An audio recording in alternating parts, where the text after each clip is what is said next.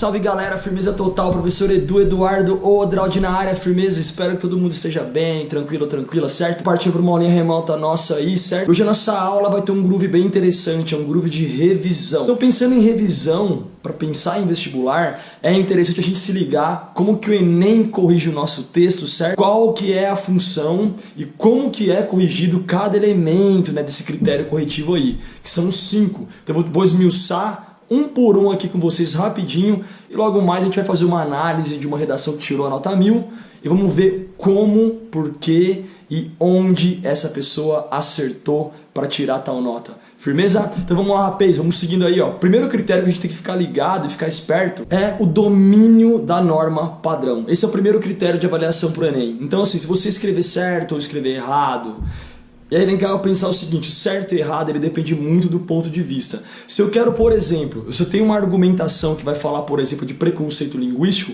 eu posso jogar gírias propositais. Se eu tenho alguma citação ou tenho alguma fala de empoderamento ou algo que demonstre um preconceito e tenha algo pejorativo dentro dessa minha fala, eu posso colocar uma linguagem coloquial dentro do meu texto, desde que ela tenha um cunho proposital dentro da minha linha argumentativa. Fora isso, é bom a gente se ligar muito bem na norma padrão da língua portuguesa. Firmeza? Lembrando, cada critério vale 200 pontos. Então primeiro, escreveu certinho, mano, fluiu o gruvão, mano e mana, já tem 200. O segundo critério aí, galera, é compreensão da proposta de redação. Então, compreender o tema, certo? Vamos dar um exemplo. Se a temática é persistência da violência contra a mulher, é interessante eu falar da persistência e não ficar falando de violência em específico, porque a temática dá a entender a persistência.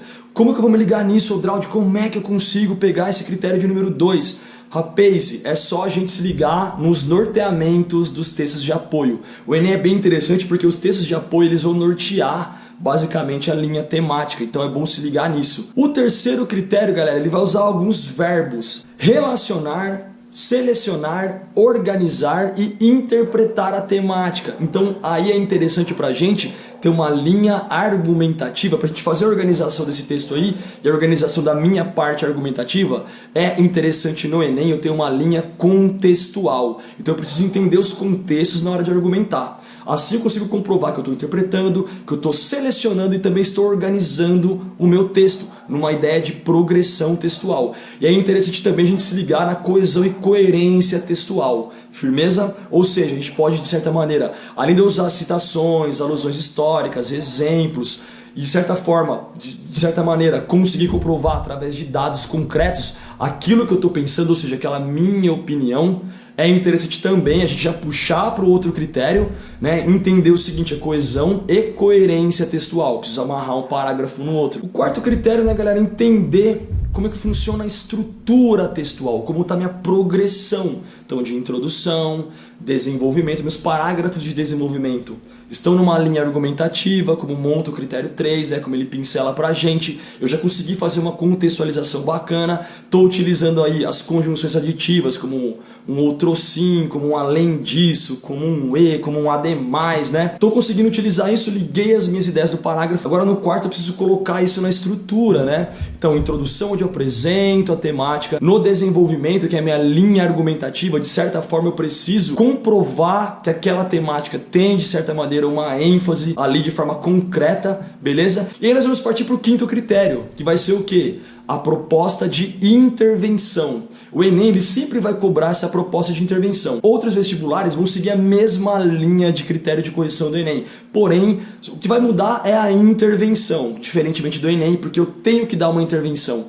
Qual que é a ideia dessa intervenção dentro da linha do vestibular, né, do Enem? É para comprovar e para mostrar qual que é o pensamento sociopolítico daquele aluno que está escrevendo aquela prova, daquele aluno que está montando aquele texto e daquela aluna que também está montando o texto. Então esse é o groove, pensar em ideias concretas, contextuais, que comprovem o meu posicionamento de forma concreta. É bom lembrar, é interessante eu argumentar com base concreta, porque assim eu vou estar utilizando o argumento. Se eu não colocar de forma concreta, não ter como ter alguma referência, eu não estou argumentando, eu estou usando o juízo de valor. E é interessante também pensar na proposta de intervenção aí, que eu preciso respeitar os direitos humanos. Isso é muito interessante dentro da estética da redação do Enem. Firmeza?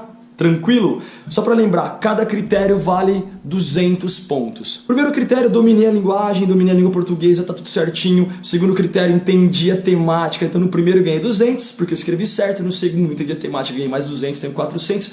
No terceiro, relacionei, interpretei, organizei a minha linha argumentativa.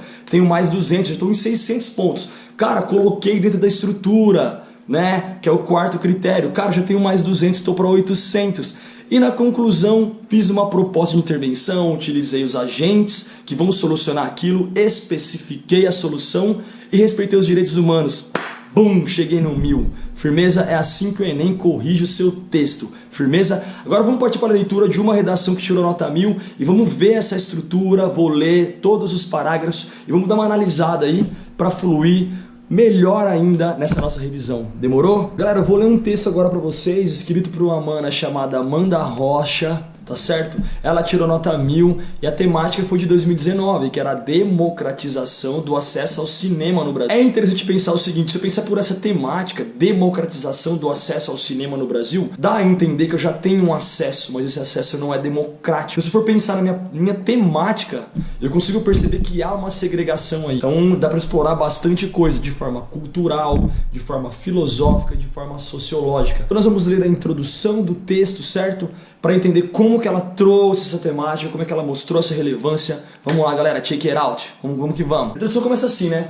A construção dos feudos, muros que delimitavam uma determinada área no período da Idade Média, segregou milhares de pessoas e impossibilitou o acesso a bens que somente a nobreza podia usufruir.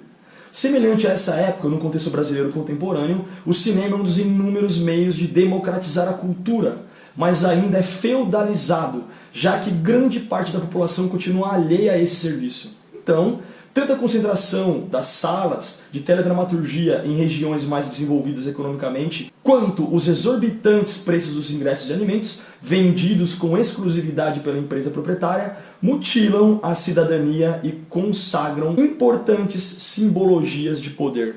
Galera, se eu pegar nessa introdução aí, eu já tenho uma alusão histórica com o feudalismo. Enem adora isso porque o meu texto ele está contextualizado. Ela conseguiu comprovar que na época do feudo existia aquele livre-arbítrio, porém ele era feudalizado, ou seja, os muros serviam para delimitar onde um entrava e o outro não podia entrar. Dessa forma as pessoas criaram relação de poder. Então ela faz esse link que o cinema é um lugar muito interessante para propagação de cultura, porém ele se mantém feudalizado, ou seja, não é democrático. Algumas pessoas têm acesso, outras não. E ela comprova essa temática na própria introdução, porque ela mostra que, além do cinema ser algo mais feudalizado, a comprovação é o seguinte, né? O preço é abusivo, fica em regiões que são longe dos ideais periféricos. Então, dessa maneira, as empresas que estão lucrando com isso não deixam o acesso ao cinema algo muito democrático, sim uma relação de poder, porque quem tem dinheiro vai, quem não tem, não vai.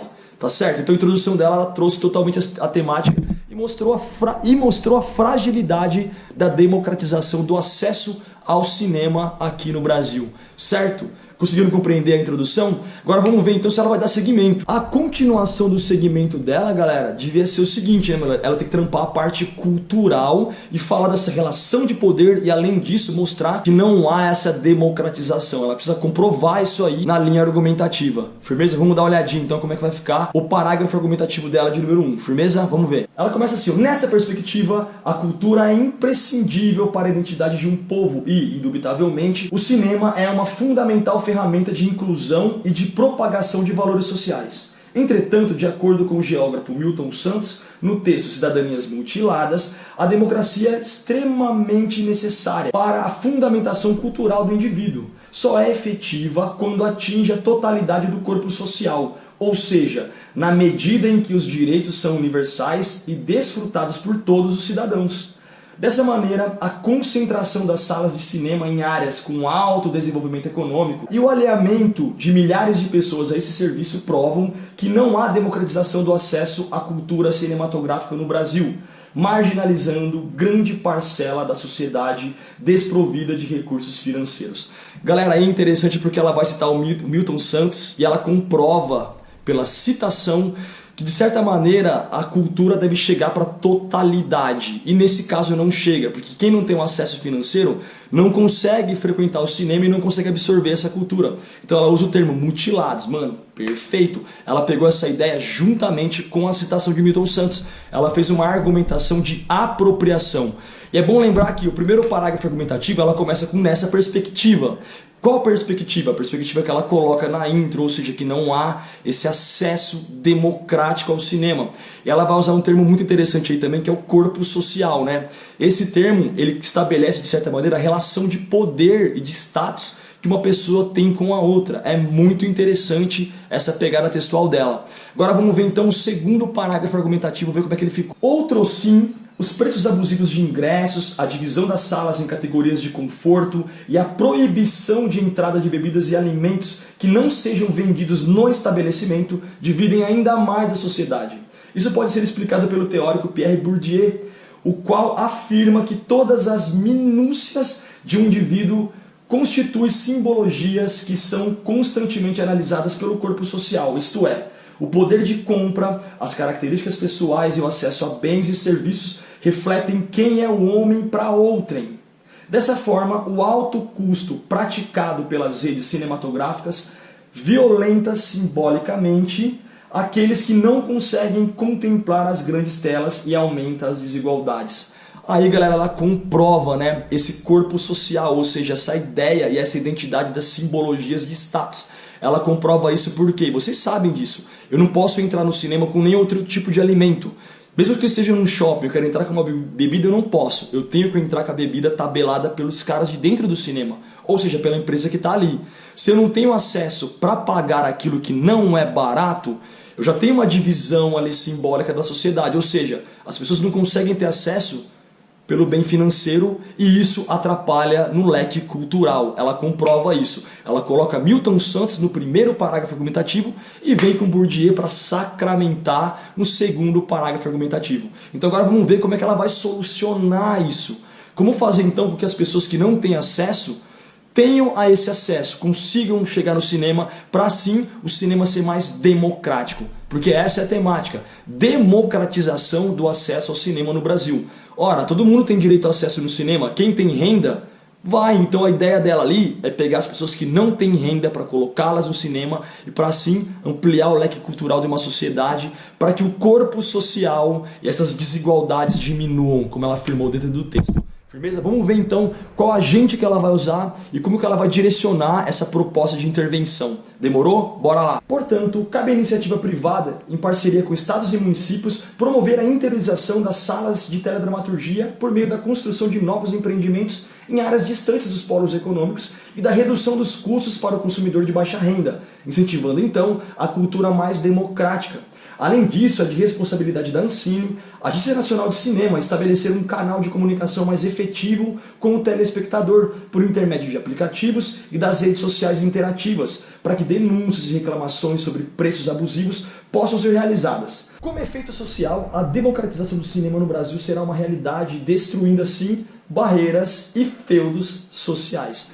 Galera, muito interessante porque, primeiro ponto, que ela conseguiu colocar de certa maneira as conjunções para ligar o texto. Então ela começa com nessa perspectiva, no primeiro parágrafo argumentativo, já dá a entender que ela está ligando com a intro, depois ela entra com outro sim no segundo parágrafo argumentativo, que dá a entender que ela já liga com o primeiro parágrafo argumentativo, e na conclusão ela começa com portanto, que é uma conjunção conclusiva, então o texto é inteiro progressivo. Além disso, ela retoma a tese lá na conclusão, porque ela diz o seguinte, só com esse acesso desses agentes, né, ela comenta aí as PPPs, que são parcerias político-privadas, ou seja, as empresas em parcerias, montando de certa maneira outros tipos de sala, né, e diminuindo o custo para a galera ter o acesso, de certa forma, ao ambiente cinematográfico. Além disso, ela fala que é dever da Ancine também, por meio das redes sociais, promover o maior contato entre aquela pessoa que está consumindo aquela cultura, né, com a própria Ancine, para denunciar preços abusivos e denunciar esse tipo de segregação.